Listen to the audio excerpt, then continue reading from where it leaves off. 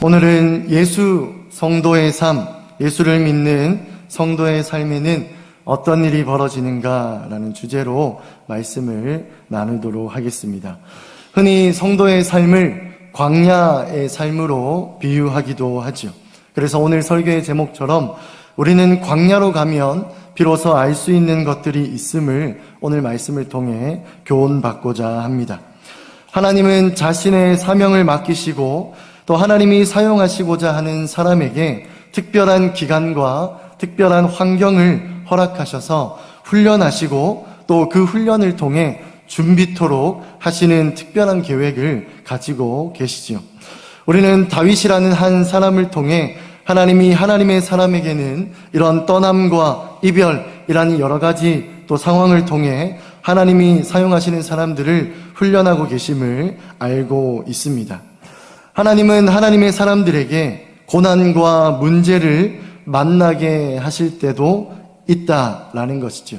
하나님은 분명히 우리에게 복을 주시고 은혜를 주시고 우리를 옳은 길로 빛의 길로 다니게 하시는 분이시지만 그러나 우리가 이 땅에 구원받은 성도로서 살아가는 그 삶 가운데 하나님이 맡기신 사명을 감당하기 위해 다시 말해 교회가 성도가 하나님의 나라와 의를 구하고 그것을 이루며 살아가는 그 삶 가운데 하나님은 훈련의 일환으로 고난과 문제를 만나게 하실 때가 있다라는 것입니다.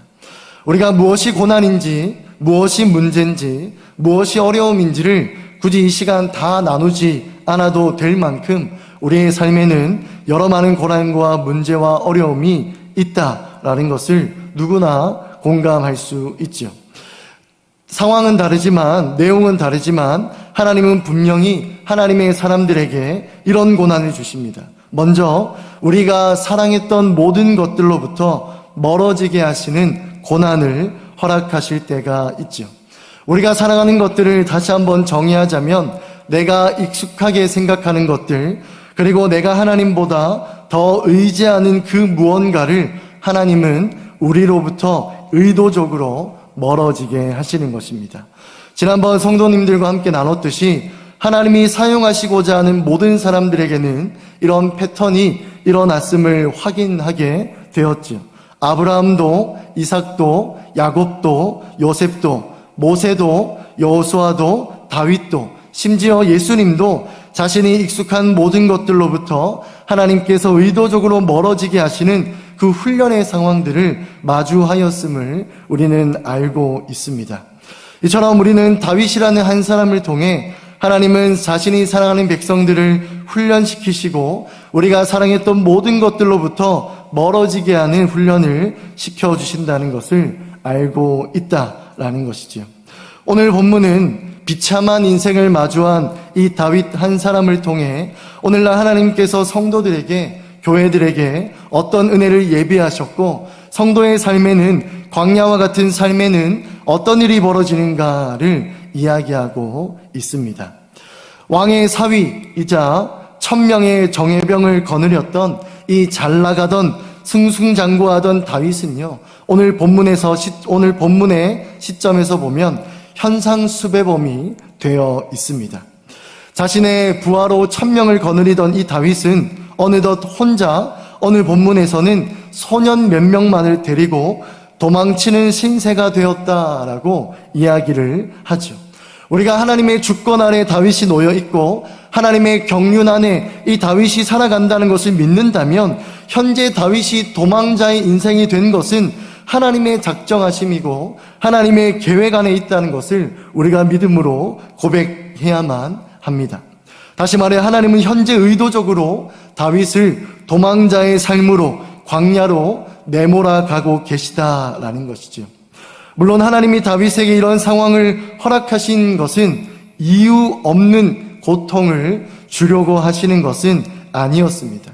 하나님은 다윗을 훈련시키시기 위해 이유 있는 고난과 이유 있는 고통을 그에게 허락하신 것이지요.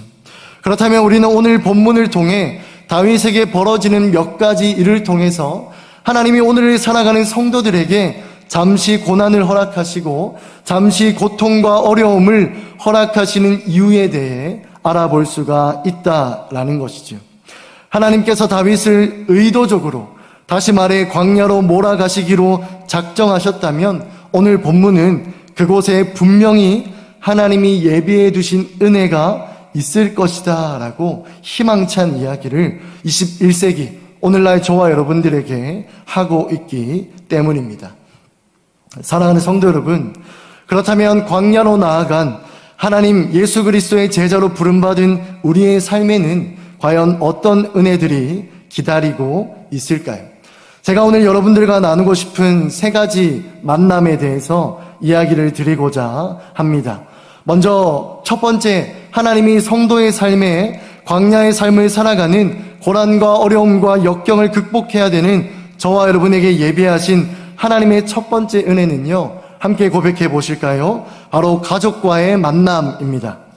가족과의 만남이라는 것이죠. 본문 1절을 우리 함께 읽어보도록 하겠습니다. 1절입니다. 시작. 그러므로 다윗이 그곳을 떠나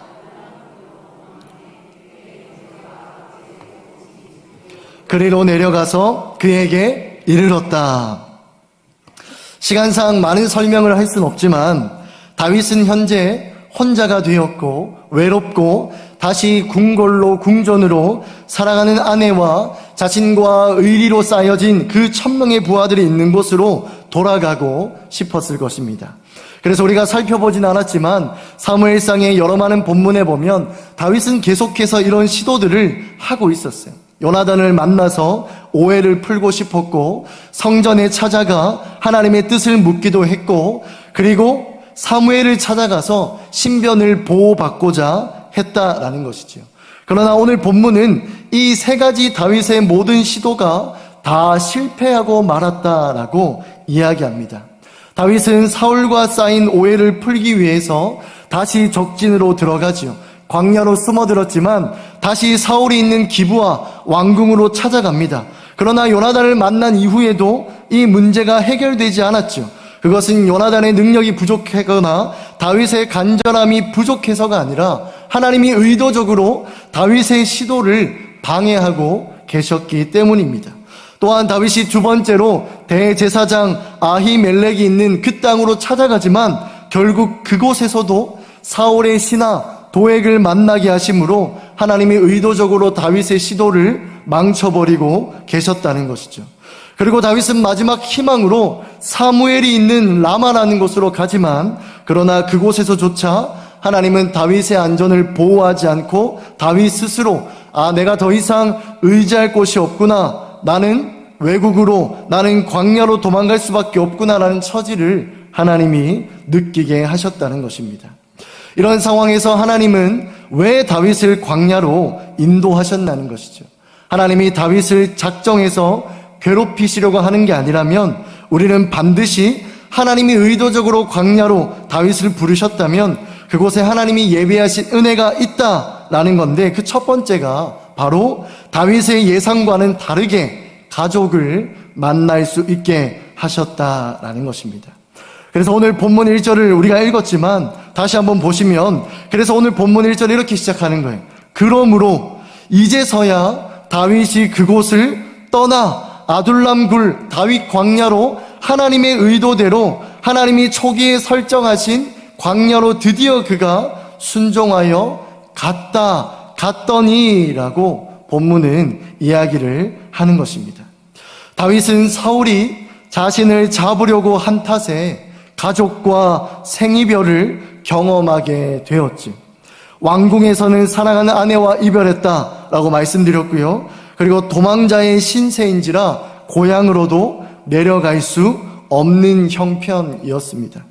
그러나 하나님은 오히려 다윗이 그토록 가기 싫어했던, 낯설고 두렵고 거기 가면 절대 안 돼, 거기 가면 죽어 라고 생각했던 광야에서 뜻밖의 은혜, 가족을 만나게 하셨다라는 것이죠. 사랑하는 성도 여러분, 이것이 바로 하나님이 일하시는 방식 중에 하나입니다. 우리는 우리가 익숙한 것을 찾고 우리가 생각하기에 안전한 곳에 가야 되고 우리가 의지하고 우리가 살아가는 것들로부터 생명을 얻을 수 있다라고 생각하지만, 그러나 하나님은 의도적으로 우리를 실패 가운데 내버려 두실 때가 있죠. 아니, 하나님이 오히려 더 적극적으로 우리를 실패하게 하실 때가 있습니다. 왜냐하면 우리는 광야로 가서 하나님이 예비하신 은혜를 마주해야 하기 때문이죠. 만일 다윗의 이러한 시도가 성공했다면, 다윗이 요나단과 만나서 사울과 쌓인 오해가 풀렸다면, 다윗은 광야에 예비해 둔 하나님의 은혜를 경험하지 못했을 것입니다. 다윗이 성전에 가서 아히멜렉의 도움을 받아서 자신의 문제를 해결했다면, 다윗은 광야에 예비해 둔 하나님의 은혜를 경험하지 못했을 거예요. 다윗이 사무엘에게 가서 그 대선지자 사무엘의 능력과 힘을 입어서 자신의 문제를 해결했다면, 다윗은 광야에 예비해 두신 하나님의 은혜를 경험할 수가 없었다라는 것이죠. 여러분, 이것이 다윗에게 얼마나 큰 충격이었겠습니까? 내 뜻대로 살 때는 아무것도 되지 않았는데 오히려 하나님께서 나를 몰아가시는 그 상황 가운데 나는 거부하고 싶고 내 마음에 들진 않지만 하나님의 인도하심에 순종하며 나아갔더니 하나님께서 내가 예상하지도 못한 큰 축복, 가족을 여기서 만나게 하시네 라는 놀라운 감격을 다윗은 반드시 했을 것입니다.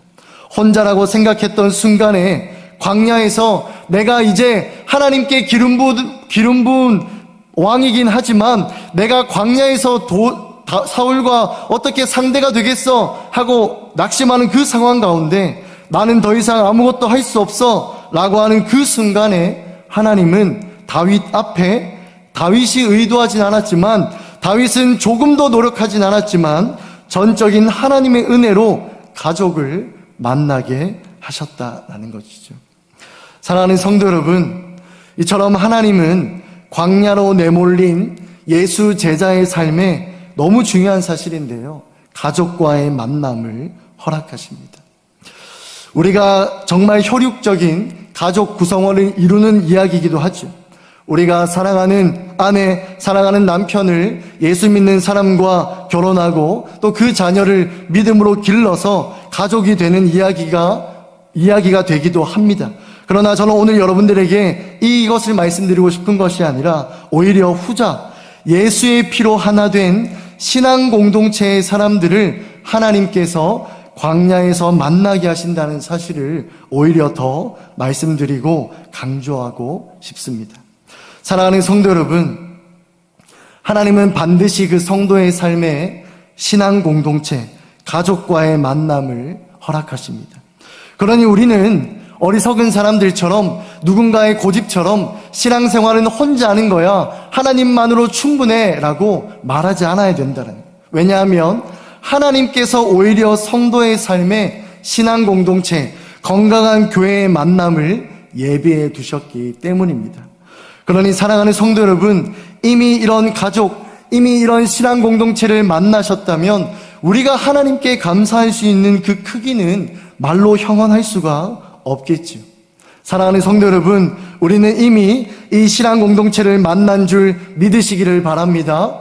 여러분들이 신앙생활을 할 때 바로 이 은혜로 교회가 하나님께서 광야에서 예비하신 은혜라는 것이죠. 우리가 습관을 따라 그냥 늘 있는 사람들이니까, 내가 태어나기도 전에도 전부터 세워진 교회니까 그냥 이사와서 직장 따라 옮겨 다니다 보니 만난 교회가 아니라는 거예요. 누군가의 추천을 받아서 온 교회도 아니라는 거예요. 성도의 삶에는 반드시 하나님이 의도적으로 작정하셔서 예비하셔서 허락해 놓으신 교회 공동체가 있다라는 것입니다. 그러니 여러분이 이 자리에서 예배 드릴 수 있는 것, 여러분들이 셀 모임 할 수 있는 것, 함께 모여 전도회든 원래회든 무엇이든지 간에 할 수 있다는 것은 하나님께서 우리에게 예배해 놓으신 큰 은혜임을 여러분 믿으시기를 바랍니다. 하나님이 다윗에게 이것을 허락해 주셨어요. 다윗아, 너는 혼자가 아니야. 내가 너를 의도적으로 계속해서 실패한 상황 가운데 몰아간 이유는 내가 너에게 네가 바라는 것보다, 네가 의지하는 것보다, 네가 익숙하고 네가 원하는 것보다 더 좋은 것을 주기 위함이에요. 그래서 내가 너를 잠시 실패한 상황 가운데 두었고 너는 원하지 않았지만 그래서 내가 너를 의도적으로 광야로 몰아간 거야. 그리고 광야에서 너는 전혀 예상하지 못했지만 네가 그토록 만나고 싶었던 정말 네가 너에게 힘이 될 법한 사람들, 그 가족, 신앙 공동체를 내가 너에게 허락해 주기 위해서 잠시 광야로 너를 불렀단다 라고 하나님은 말씀하고 계시다는 것이죠.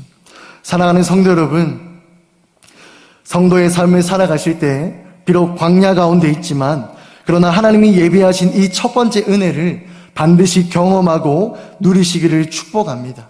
주님이 우리를 가족으로 부르셨다는 것을 여러분 늘 잊지 마시기를 바랍니다. 광야 같은 인생길에 서로의 존재만으로도 힘이 될 수 있는 관계가 바로 우리 은혜로 교회가 될 수 있기를 예수님의 이름으로 축복합니다. 여러분, 그리고 하나님이 예비하신 두 번째 은혜도 있지요. 물론 첫 번째 맥락과 좀 겹치긴 하지만 여러분 함께 한번 따라해 보시겠습니까? 두 번째 은혜는 동역자들과의 만남입니다. 여러분 본문 2절을 함께 한번 읽어보도록 하겠습니다. 시작. 환난당한 모든 자와 빚진 모든 자와 마음이 원통한 자가 다 그에게로 모였고 그는 그들의 우두머리가 되었는데 그와 함께한 자가 400명 가량이었더라. 여러분, 제가 첫 번째와 비슷한 맥락이긴 하지만 이걸 구분해 놓은 이유가 있어요. 왜냐하면 가족과의 만남으로 다윗이 큰 위로를 얻은 것은 맞습니다. 그러나 아직 다윗이 이스라엘의 왕이 되기 위해서 사울과 맞서기에는 가족의 힘이, 가족의 숫자가 너무 적고 보잘것이 없었어요. 그런데 하나님이 그때 놀라운 일을 벌어 주셨다는 것이죠. 다윗 주변에 사람들이 모이기 시작했고 그 숫자가 무려 400명가량이나 되었다라고 하는 놀라운 하나님의 은혜가 성도의 삶 가운데 예비되어 있다라는 것이죠.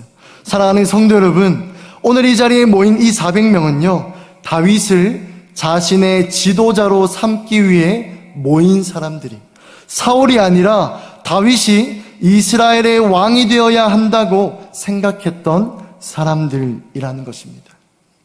이처럼 하나님께서는 성도의 삶에 동역자들을 예비해 놓으셨습니다. 하나님께서는 우리가 하나님의 사명을 감당하시기 위해 절대 혼자 내버려 두는 분이 아니시라는 거예요.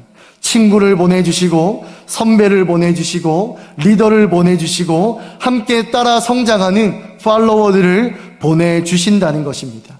우리 은혜로 교회 가운데 이런 축복이 가득하기를 예수님의 이름으로 축복합니다. 그런데 여러분, 이 두 번째 은혜 가운데 우리가 정말 더 주목해야 되는 더 중요한 사실이 있어요. 그게 뭐냐면 하나님께서 동역자들을 붙여주시기는 하는데요, 역시나 우리가 생각하는 동역자들은 아닙니다. 여러분, 우리가 생각할 때 하나님이 붙여주시는 동역자들은 어떤 사람이면 좋을까요?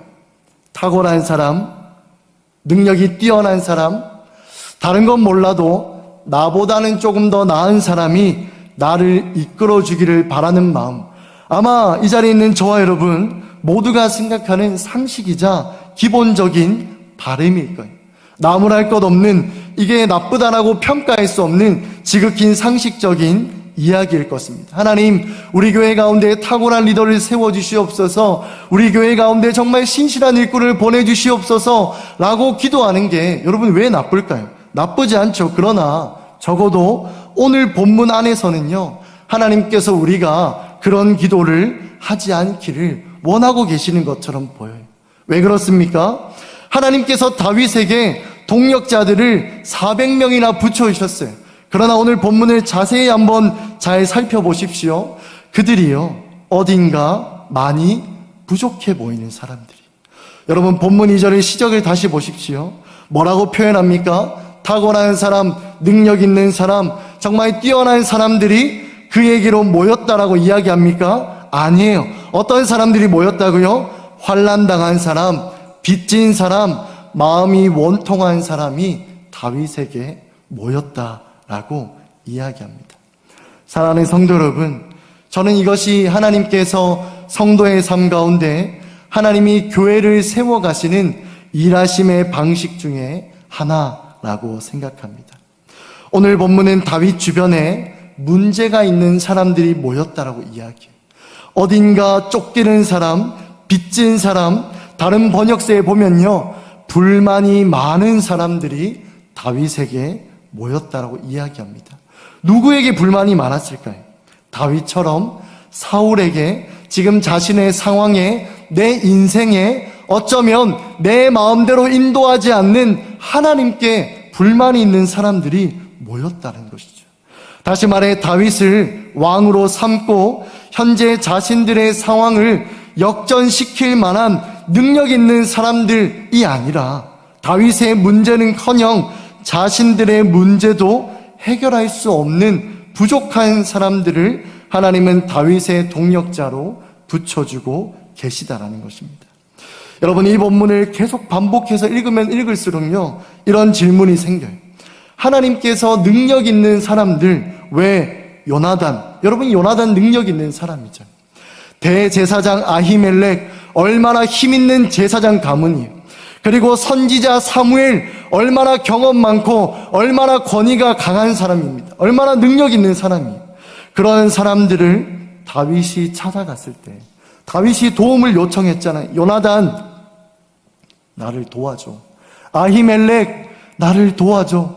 사무엘 선지자, 선생님, 저를 도와주세요 라고 할 때는 하나님께서 왜 그들을 다윗의 동력자가 되지 않도록 회방하시고 방해하시고 그들로부터 멀어지게 하시고서는 오히려 왜 환난당한 사람, 빚진 사람, 마음이 원통한 사람들을 다윗 주변에 붙여주셨을까요? 그것은 바로 하나님께서 처지가 비슷한 사람들을 다윗의 동력자로 붙여주시기로 작정하셨기 때문입니다. 사랑하는 성도 여러분, 이제부터 우리의 기도는 이렇게 달라져야 할 것입니다. 하나님, 능력 있는 사람들, 신실한 사람들, 갖춘 사람들, 완벽한 사람들, 우리 교회의 동력자로 세워주시옵소서라는 기도가 아니라, 하나님, 나와 같이 마음이 연약한 사람들, 나와 처지가 비슷한 사람들을 나의 동력자로 붙여주세요. 왜요? 왜냐하면요, 여러분, 여기에서는 너무 중요한 하나님의 작정과 경륜이 있는데요, 하나님은 지금 당장 다윗을 사울과 대적할 만한 능력의 사람으로 바꿔놓으시려고 하는 게 아니에요. 우리가 오늘 본문을 조금 더 살펴보면요, 다윗이 광야 생활을 몇 년간 합니까?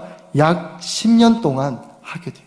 다윗이 10년 동안 광야에서 하나님께 훈련받게 된다고요. 그러면 여러분, 여기서 우리가 깨달아야 되는 것은 무엇입니까? 하나님이 10년 동안 다윗만 훈련시키시는 게 아니라 누구도 훈련시키신다고요?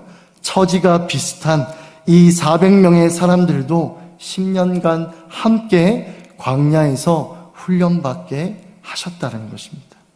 사랑하는 성도 여러분, 이것이 바로 오늘날 교회가 지향해야 되고 교회가 바라봐야 되고 믿음으로 구해야 되는 하나님이 일하시는 방식 중에 하나예요. 하나님은 절대 완전한 사람, 완벽한 사람을 저와 여러분의 동력자로 세워주시지 않을 거예요. 여러분의 요나단이 누구입니까? 여러분의 아히멜렉이 누구입니까? 여러분의 사무엘이 누구입니까? 그런 사람들을 하나님은 여러분의 동력자로 두지 않으시기로 작정하셨다고. 오히려 마음에 들지 않지만, 오히려 저런 사람이 있어, 오히려 가슴을 칠 정도로 답답하고 안타깝고 저것밖에 안 되나, 왜 내 주변엔 저런 사람밖에 없나라고 하는 그런 사람들을요, 나와 처지가 비슷한 그런 사람들을 하나님이 여러분의 동력자로 예배해 두시고 붙여주신다는 것입니다. 왜요? 우리 교회가 망하기를 바라서요? 여러분들의 모임이 망하기를 바라서요? 우리의 신앙생활이 잘 되지 않기를 바라서요? 아니에요. 하나님이 함께 훈련받기를 원하시기 때문입니다. 사랑하는 성도 여러분, 우리 은혜로 교회 가운데 이런 놀라운 하나님의 은혜가 예비되어 있기를 축복합니다. 여러분들의 셀 모임 가운데, 여러분들의 기관 가운데, 여러분들이 섬기는 부서 가운데, 여러분들이 교제하는 모든 관계 가운데 처지가 비슷한 사람들을 동력자로 불러주세요. 뛰어난 사람, 타고난 사람만을 찾는 것은요, 그리스도인다운 모습이 아니에요. 그것은 세상 사람들이 하는 방식입니다. 잘난 사람들을 내 친구로 삼는 거, 뛰어난 사람들을 내 곁에 두려고 하는 거, 그거는 세상 사람들, 예수 믿지 않는 사람들이 하는 방식이에요. 하나님의 자녀들, 예수 그리스도의 제자들은요, 처지가 비슷한 사람들, 나와 같이 고난당하고, 나와 같이 마음이 상하고, 나와 같이 어려운 사람들을 동력자로 부르는 거예요. 그리고 함께 이렇게 고백하는 거예요. 우리가 일정 기간 동안 함께, 비록 광야에 있지만 하나님의 말씀으로 함께 변화되며 성장하자라고 외치는 게 여러분 교회라는 것을 믿으시기를 바랍니다. 여러분 교회가 이 역할을 감당할 때요, 세상이 교회를 주목하기 시작할 거예요. 그 처지가 비슷한 사람들이 변화될 때요, 능력이 나타나기 시작할 거예요. 지금은 보잘것없지만 여러분 다윗 곁에 모인 이 400명이요 다윗을 왕으로 만들어요. 다윗이 잘나서 자기 혼자 힘으로 왕이 되었나요? 아니에요. 다윗 곁에 있는, 나중에는 600명으로 늘어나긴 하지만 이 400명의 사람들이요 다윗을 왕으로 만들어낸다고요. 그들이 처음부터 잘나서 그랬을까요? 아니에요. 그들도 처음부터 형편없는 사람들이었어요. 그런데 다윗과 함께 10년 동안 도망다니면서 하나님의 말씀을 경험하고 훈련하고 변화되기 시작하니까 하나님이 이들을 통해 다윗을 왕으로 만들어 주신다는 것입니다. 그리고 다윗이 이스라엘에서 30년 동안 왕으로서 하나님께 영광 돌리고 하나님의 사명을 감당할 수 있게 된 것이죠. 그래서 여러분 역대기와 사무엘사 이 편지에 보면 그들의 명단이 나와 있는 거예요. 그들이 얼마나 소중한 사람인지 다윗의 용사들이 이름들이 하나하나 기록되어 있고 그들이 무엇을 했고 어떻게 변화되어 있는지가 기록되어 있는 거예요.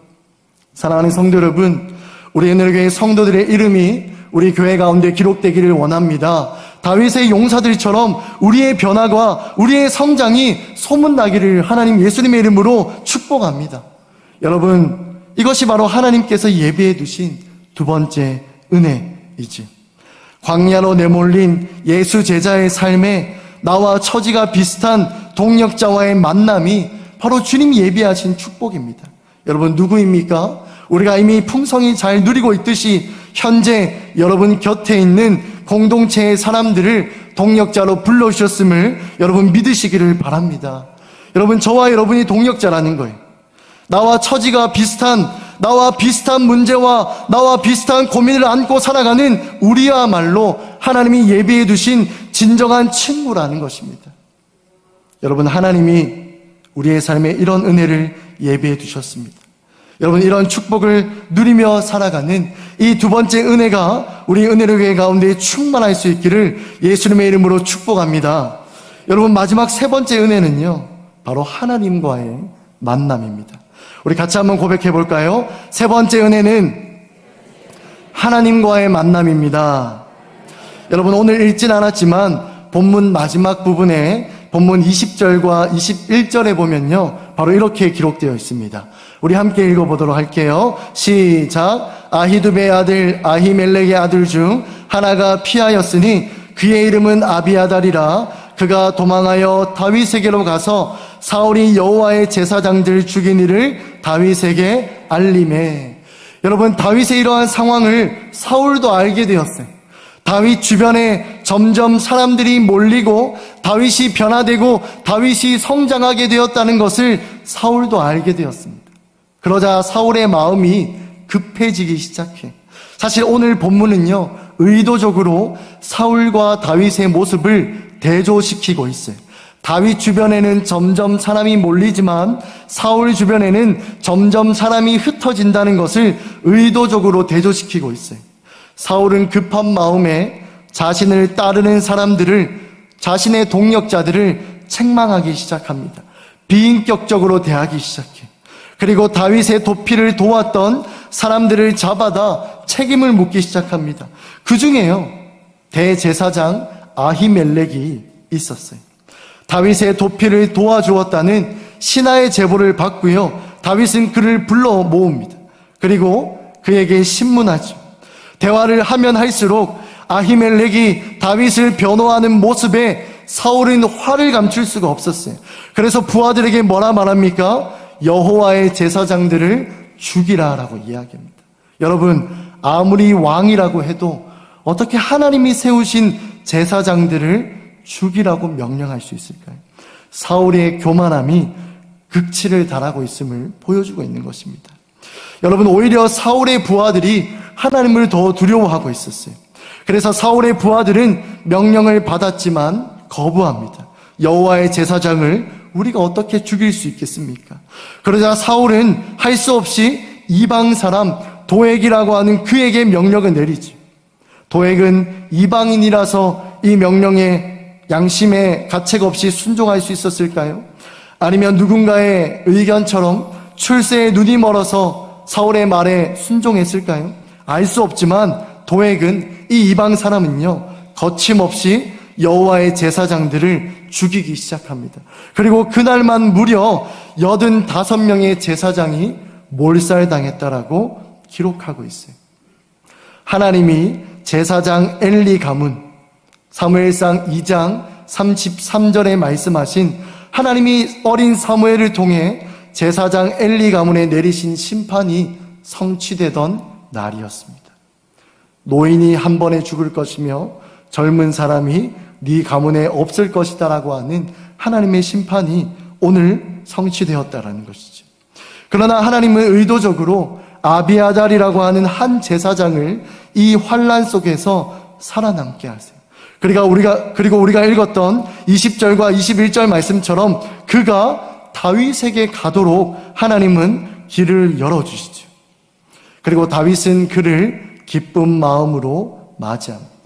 사랑하는 성도 여러분, 이 20절과 21절이 말하고 있는 신학적인 의미가 있습니다. 그것은요, 바로 이스라엘의 제사장 가문이요, 한 명밖에 없지만 그러나 이스라엘의 제사장 가문이 사울에게서 다윗에게로 옮겨지는 아주 중요한 신학적인 핵심이 담긴 구절이에요. 여러분, 다윗은 사울이 제사장 가문에 행한 일, 사울이 이스라엘의 제사장 가문을 다 죽였다라는 일과 그리고 아비아달이라고 하는 이 제사장이 자기에게 찾아온 것을 보면서요, 이것을 느꼈을 거예요. 아, 하나님이 내 편이시구나. 아, 하나님이 나와 함께 하시구나. 아, 하나님이 나를 도와주시고 은혜를 베풀고 계시구나 라는 것을 확신하게 되었을 것입니다. 여러분, 왜 그렇게 제가 말할 수 있을까요? 다윗이 이 당시 지었던 찬양을 보면 그 힌트가 있습니다. 다윗이 아비아달을 만났을 때 노래했던 시편이 있어요. 시편 57편 7절 말씀인데요, 우리 다윗이 이런 상황 가운데 어떤 마음으로 이것을 고백했을지 우리 한번 생각하면서 함께 읽어보도록 하겠습니다. 시작. 하나님이여, 내 마음이 확정되고 내 마음이 확정되었사오니 내가 노래하고 내가 찬송하리이다. 아멘. 여러분, 다윗의 마음이 확정되었다는 게 어떤 뜻일까요? 하나님, 내가 비로소 알게 되었습니다. 내가 광야로 갈 때는 하나님이 나를 버리신 줄 알았어요. 내가 예수 믿고 예수 그리스도의 그 제자의 삶, 하나님의 자녀의 삶을 살아갈 때 고난을 만나고 문제를 만나고 역경과 어려움을 만날 때 저는 잠시 하나님을 의심했었습니다. 하나님이 나를 버리신 건 아닌가? 하나님이 나에게 무관심한 건 아닌가? 하나님이 내 인생 가운데 아무런 계획도 없으신 게 아닌가? 나는 혼자가 아닌가라고 걱정하고 염려했지만, 그러나 막상 광야 가운데 하나님이 예배하신 은혜를 만나게 되니, 신앙 공동체를 만나게 되고 나와 처지가 비슷한 동역자와 함께 성장하시는 은혜를 만나게 되고, 그리고 마지막으로 제사장 가문, 하나님께서 나와 함께 하신다는 확실한 증표를 나에게 보여주시니 내 마음이 확정되고 확정되었다라고 다윗이 노래하고 있다라는 것이지요. 사랑하는 성도 여러분, 여러분의 삶 가운데 이런 노래가 절로 나오기를 축복합니다. 여러분의 마음이 하나님께로 확정되기를 축복합니다. 사랑하는 성도 여러분, 여러분의 요나단, 여러분의 아히멜렉, 여러분의 사무엘, 여러분이 익숙하게 생각하고 여러분이 꿈꾸는 궁정과 왕궁에는 그런 은혜가 없어요. 오히려 광야로 가야 하나님의 은혜를 만날 수 있습니다. 여러분, 성도의 삶을 살아내려고 할 때, 싫지만 원수를 용서하려고 할 때, 어렵지만 양보하고 절제하고 내 안에 성령의 흔적과 열매들을 맺어가려고 할 때, 그럴 때 비로소 하나님이 여러분에게 예비하신 은혜를 경험할 수가 있다라는 것이죠. 사랑하는 성도 여러분, 하나님은 광야로 내몰린 예수 제자의 삶에 하나님이 나와 함께 하신다는 증거를 반드시 보여주십니다. 누군가 행한 일, 누군가 겪은 일, 내 주변에 일어나는 여러 상황들과 나를 찾아오는 사람들의 이야기를 통해서 하나님이 나와 함께 하시구나라는 것을 알게 하실 거예요. 사랑하는 성도 여러분, 그러므로 마지막으로 권면합니다. 우리의 신앙생활이 예수 제자의 삶이 비록 광야와 같을지라도 다윗의 고백처럼 다시 한번 축복하고 권면합니다. 하나님을 향한 여러분의 마음을 확정하시기를 바랍니다. 여러분의 마음을 이제 결정하시기를 바랍니다. 여러분의 뜻과 그 계획이 하나님께 결단되기를 축복합니다. 여러분, 성도로 살아갈 때 근심 중에 쓰러질 때도 있지요. 구덩이에 빠질 때도 있겠지요. 그러나 오늘 다윗처럼 하나님을 향한 그 마음만은 변함이 없기를 축복합니다. 비록 광야 가운데 있을지라도, 세상 사람들 환경 가운데 실망할지라도 하나님께는 실망하지 않기를 바랍니다. 왜 그렇습니까? 하나님은 우리를 실망시키지 않는 분이시기 때문이죠. 다만 이번 여름 가운데 하나님이 허락하신 신앙 공동체를 온전히 누리시기를 바랍니다. 하나님이 허락하신 처지가 비슷한 동역자들과 함께 교제하고 성장하는 은혜를 풍성히 누리시기를 축복합니다. 그리고 내 발의 등이요 내 길에 빛이 되어주시는 그 하나님이 예비하신 은혜, 하나님이 나와 함께 하신다는 그 인도하심을 풍성히 누리며 살아가는 저와 여러분 될 수 있기를 예수님의 이름으로 간절히 축복합니다.